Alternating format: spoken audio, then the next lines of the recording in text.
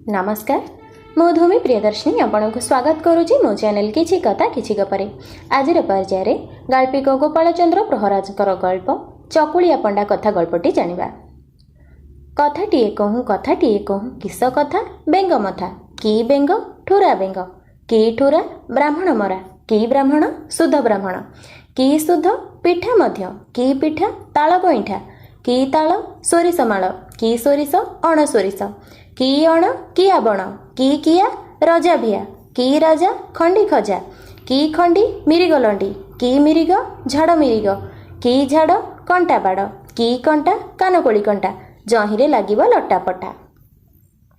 ए कथाटी ना चकुलिया पंडा कथा। एक गाँव रे गोटे चकुलिया पंडा थाए, तार 7 झियो। दिने पंडा पंडियाणी की कहला, पंडियाणी लो पिठा कलुनी। पंडा सकाळु उठी भिक मागिबाकू गला। पंडियाणी गाँव या घरु शिल ता घरु तेलौणी काहा घरु पिठा कड़िका मागी आनी पिठा कला। पिठा करी सारिलाणी ताको पोखरी माडिला। तेणु आसी देखे जे 7 झियो 7टी जाक पिठा खाई सारिलेणी। पंडा आसी शुणिले आउ संसार रखिबनी।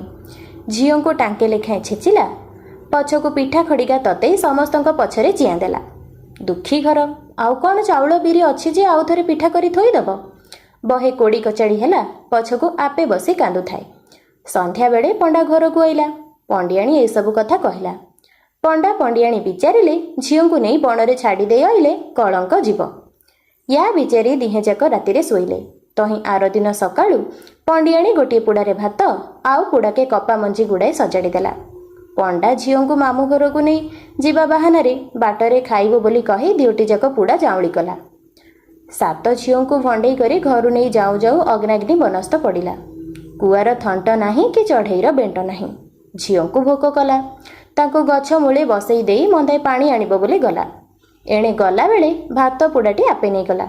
कपा मंजी पुड़ाटी झियो पाखरे रखिदेई गला। चाहू चाहू आसी छाइले उठिलाणी। एते बेले जे बापा किया न आइले। बापा को केते डाकिले केही सुनिलेनी। केते कांदिले तेबे सुधा बापा ओकलानी। भोकरे करड़ी जलिलाणी। पुड़ा फिटेई देखंती ता भितरे कपा मंजी गुड़िए। काली पिठा खिया कथा मने पड़िला।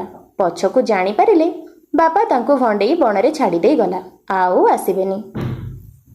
बेଳ बुड़िला। मझिरे मझिरे केतेबेले बिलुआटे केतेबेले हेटाटाई बोबाली छाड़ुथांती। पाखरे केही नाही। पिला लोक एकुटिया तांको डर माडिला। अंधार माड़ी आसुची। बणरे भूत ब्रह्मराक्षस डाहाणी चिरुकुणी बहुत। पछकू पाटी करी कांदी कांदी थकी गलेणी। गोटे गछ उपरे 7 भौणी जाक चढ़िले। डालरे बसी तुनी हेई आखिरु टोपाए लेखाए लुह गड़ौथांती। रातिरे सेठी किए अछि जे पाटी करी कांदिले कांद शुणी दौड़ी आसिब। से देशर राजा जाइथिले पारिधिके। लेउटी आसु आसु बेଳ बुड़ीगला। घोड़ारे चढ़ीचंती से गछ तले जाऊँ जाऊँ श्रीअंगरे टोपाए पानी गछरु पड़िला।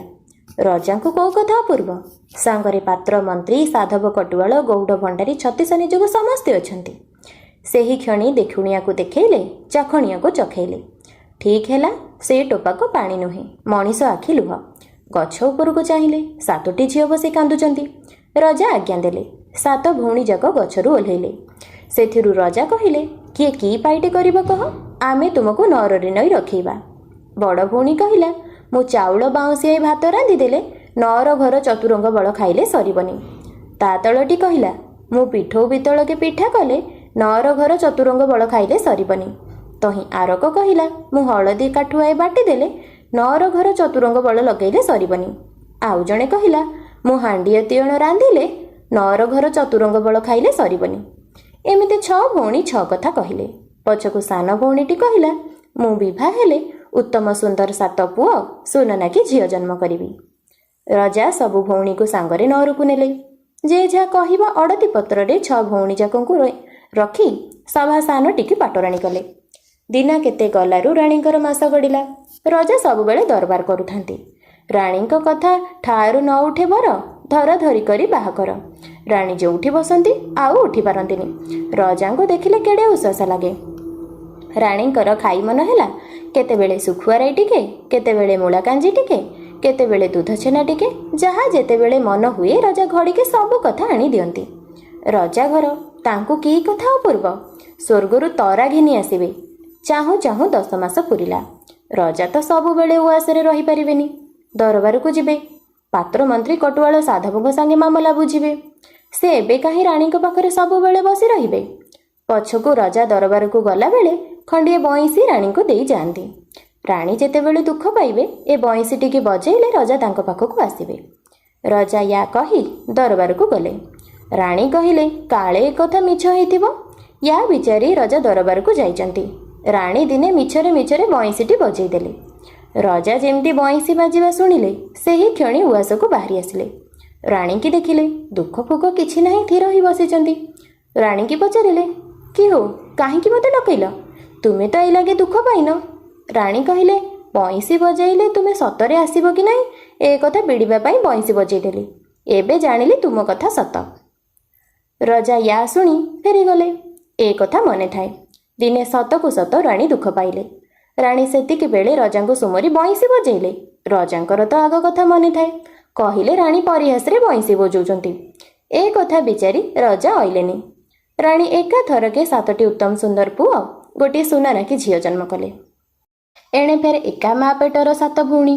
ସେଥିରୁ 6ଟି ହେଲେ ରଜାଙ୍କ ପୋଇଲି, ଗୋଟିଏ ହେଲା ପାଟରାଣୀ। ଫେର ଯେ ହେଲା ପାଟରାଣୀ ସେ ସବୁଙ୍କଠୁ ସାନ। ୟା କି ରକ୍ତ ମାଉଁସ ଦେହ ସହେ। ମନେ ମନେ 6 ଭଉଣୀ ବହେ ଲେଖାଏଁ ରଗେଇ ଖବେଇ ହୁଅନ୍ତି।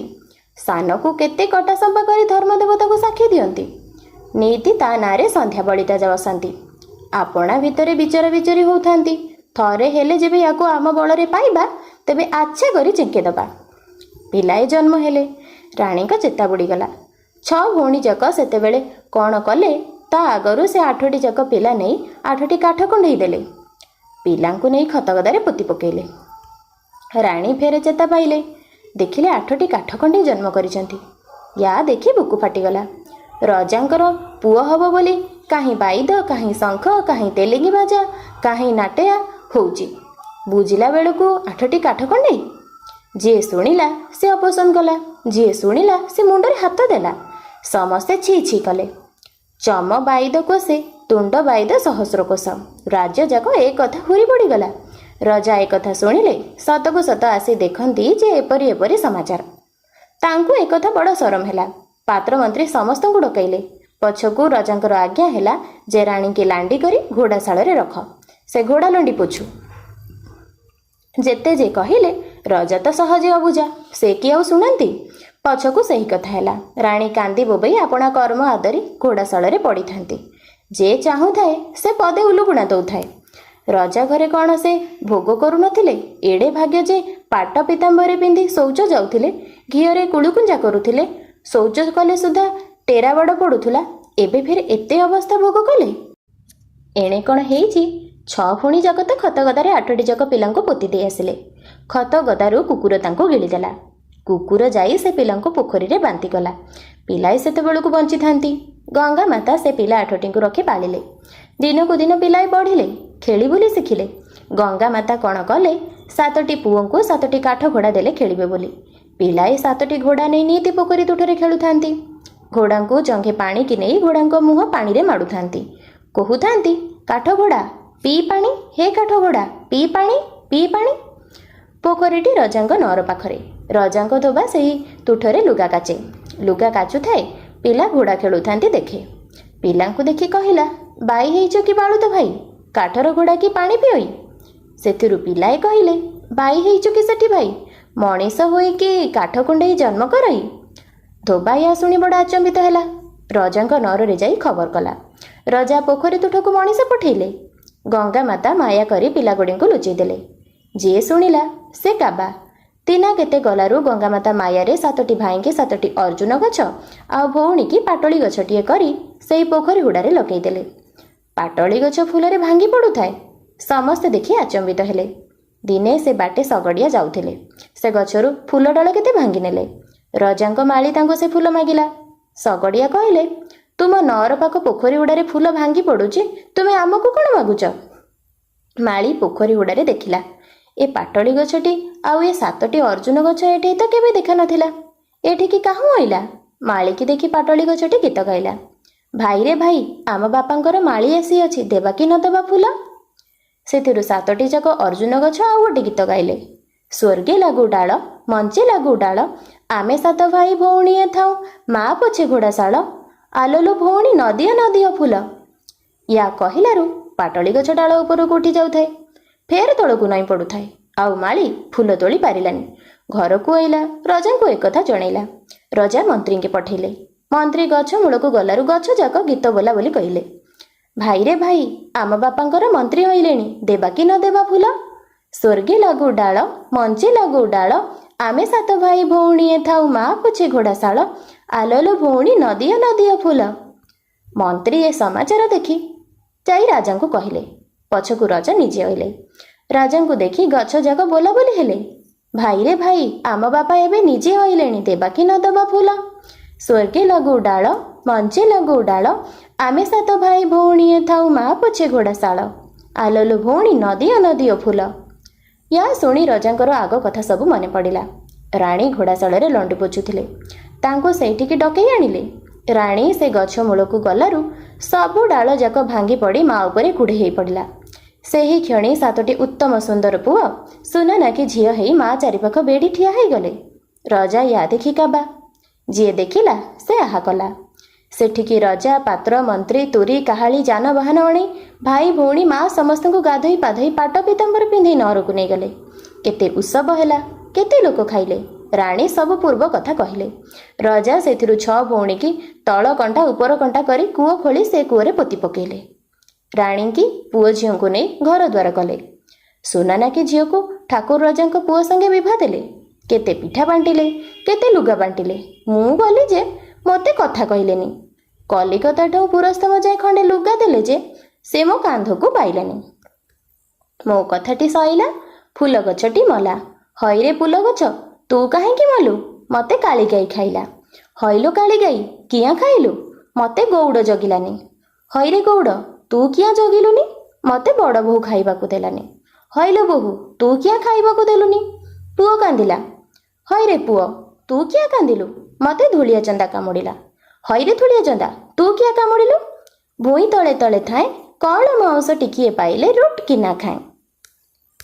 ଆଜିର ପର୍ଯ୍ୟାୟରେ ଗାଳ୍ପିକ ଗୋପାଳଚନ୍ଦ୍ର ପ୍ରହରାଜଙ୍କର ଗଳ୍ପ ଚକୁଳିଆ ପଣ୍ଡା କଥାଟି ଆମେ ସମ୍ପୂର୍ଣ୍ଣ ଭାବରେ ଜାଣିନେଲେ। ମୁଁ ଆଶା କରୁଛି ଆଜିର ଗଳ୍ପଟି ଆପଣଙ୍କୁ ନିଶ୍ଚିତ ଭାବରେ ଭଲ ଲାଗିଥିବ। ରହୁଛି, ଧନ୍ୟବାଦ।